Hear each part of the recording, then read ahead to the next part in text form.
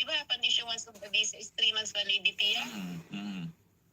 So if in case man na may pagkaganyan, then we will have to coordinate with the, with the issuing, with either the company, kung sino yung nag-issue ng final exit visa or exit visa, para renew ulit, or ma-update.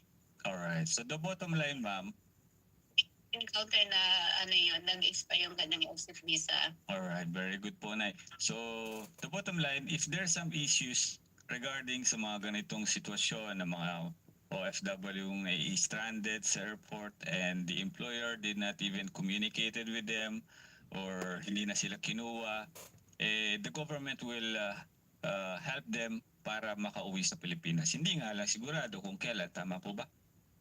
Oo, kasi hindi naman natin kontrolado ang airlines at saka syempre yung situation. Actually, since February 28 pa yan, nung unang pumutok yan, nandun na kami sa airport. May mga tao na sa airport. May mga kwan na yan, meron na tayong mga na-accommodate sa mga hotels.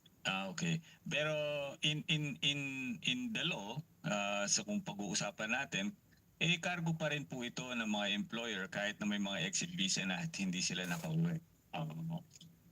Sige po. Yung situation nga nila, like for example, yung mga galing ng Alcobar, hindi naman makabalik sa Alcobar. Actually, may dalawa kaming galing ng Hail. Nakausap nila yung employer nila. Rebook na lang sila by next month para lang sigurado maayos yung situation. Opo. Namin sakto para makabalik na sila ng Hail. Okay. Actually, kung gusto nilang ituloy yung kanilang vacation or pa na lang find other times kasi nga ganito ang sitwasyon, but mostly sila gusto pa rin nilang ituloy. Okay, very good, Nanay. Thank you very much po and God bless you po. Thank you. Hello. Thank you po. Bye-bye. Bye-bye. Alright. So yan malinaw po yung sinabi ko. Nagtutugma sa sinasabi ng ating pamahalaan. Again, ang gusto ko lang po is maging mas marunong, matalino yung ating mga kababayan in such cases like this, no? Hindi natin masasabi talaga na kailan mangyayari yan ang force majeure, kailan makakancel yung flight.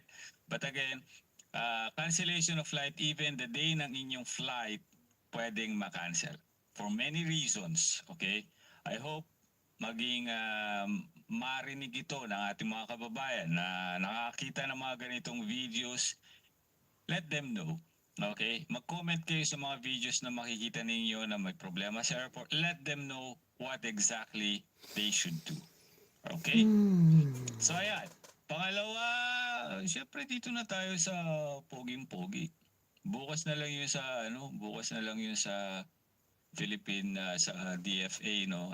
Sa MW. Kasi dalawang video po sana ito pero tumagal na tayo Ayoko naman po kayong gambalain pa. Okay. So dito na tayo sa Philippine Embassy update. And let's get an update on the situation of Filipinos in Saudi Arabia. We'll be speaking with Consul Dean Jason Ariola. He's charged affairs at the Philippine Embassy in Riyadh. Good afternoon, sir. Good afternoon, Robert, and good afternoon to your viewers and subscribers. So how's the situation there right now? Teka lang Si Ariola pala to. Lumusog ka, boss Sorry napansin ko lang Buti ka pa tumaba. Ako hindi na ako tumaba Nasa Saudi pa lang ako, kilala ko na to mga kababayan ko Hindi ko naman siya technically personally kilala pero nakikita ko na siya sa Philippine Embassy. Lalo ka tumaba Ano sikreto ko dyan? Hiyang ka sa Kabsa, boss Ako ilang Kabsa na tinira ko sa Riyadh, sa Saudi, di pa ako tumaba. Kakalaban mo yan, Chong Kakalaban